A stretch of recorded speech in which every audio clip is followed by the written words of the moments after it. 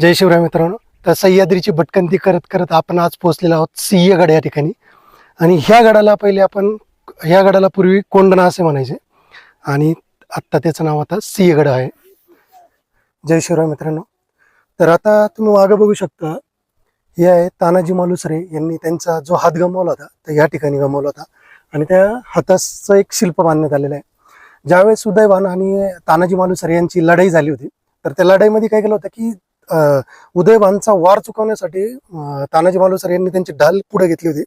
पण काय झालं होतं की ढालीवरती वार जास्त पडल्यामुळे ती ढाल तुटली आणि त्यानंतर काय झालं की पूर्ण वार हे जे तानाजी मालुसरे यांनी त्यांच्या हातावरती घेतले होते आणि त्या दरम्यान त्यांचा हात तुटला गेला होता.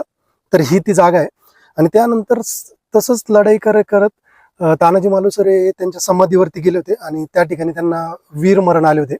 आणि त्यानंतर जर तुम्ही तानाजी जो मूवी बघितलाय त्याच्यात दाखवण्यात आलेले आहे की तानाजी मालुसरे यांनी उदयभानचा वध केला होता, पण ती असं नाहीये. ते त्यावेळेस काय होतं की जे सेलार मामा होते, ज्यांचं वय 80 वर्ष होतं, तर त्यांनी ज्यावेळेस तानाजी मालुसरे यांचं वीरमरण आलं त्यानंतर सेलार मामांनी जे काही मावळे होते त्यांना घेऊन उदयभानाबरोबर लढाई केली होती आणि त्यात उदयभानाचा वध करण्यात आला होता.